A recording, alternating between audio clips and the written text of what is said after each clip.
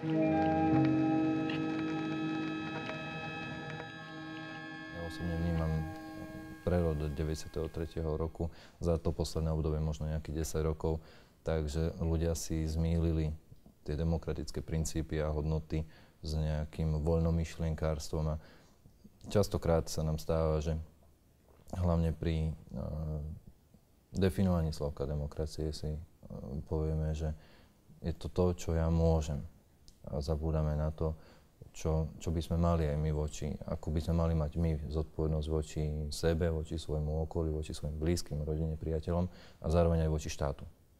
A vidíme to dnes ako závažné problémy spoločnosti.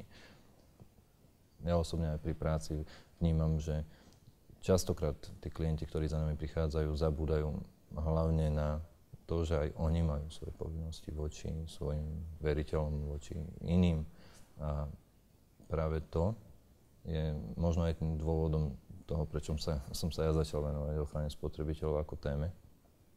Keď pred niekoľko pár rokmi začal problém, ktorý bolo potrebné riešiť a zrazu nebolo na Slovensku žiadneho kompetentného, ochotného a schopného človeka alebo štátneho orgánu, ktorý by dokázal povedať, áno, toto a toto sa má tak a jednoducho tieto veci treba a tieto veci netreba riešiť.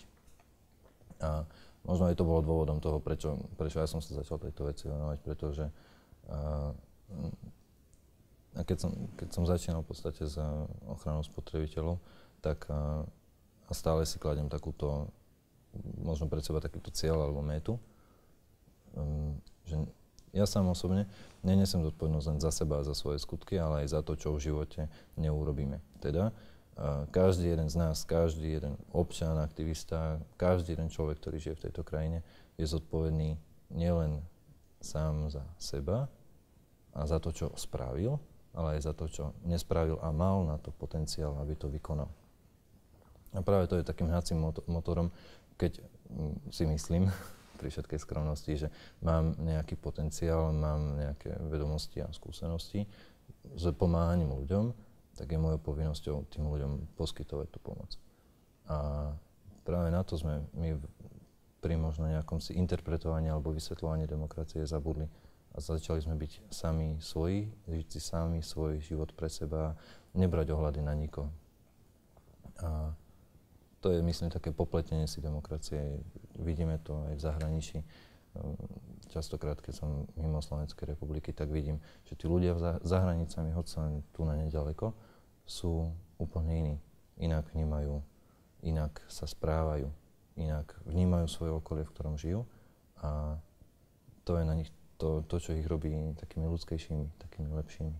Tu na Slovensku človek, keď je niekto, ja neviem, spadnutý na zemi, tak keď pri ňom prejde priebehu nejakého času niekoľko sto ľudí a nikto sa nezastaví, že človeče, čo ti, nedostal si infarkt, nemáš záchvat?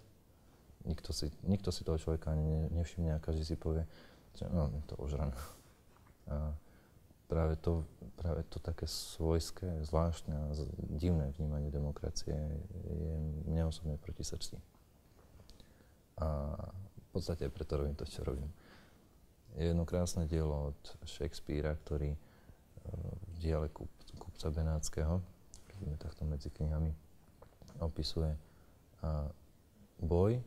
osobný boj človeka za jeho práva, za jeho spravodlivosť, za cenu straty akéhokoľvek vlastníctva, za cenu straty možno svojho života, svojej, povedzme, že dôstojnosti, čo už je až ad absurdum, ale veľmi krásne je vystihnutý prípad toho, ako sa mení myslenie človeka. Veľmi krásne opisuje boj jednotlivca za jeho práva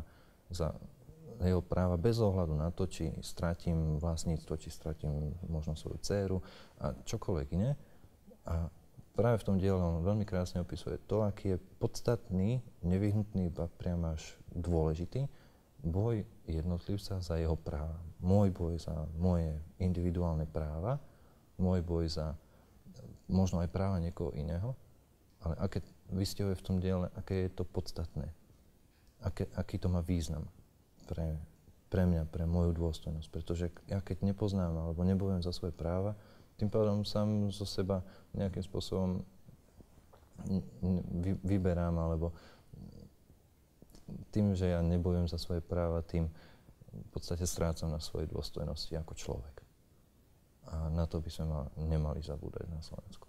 Pretože ten boj môj individuálny za moje práva, alebo ten náš kolektívny boj za práva všetkých spotrebiteľov v tejto krajine je nevyhnutný.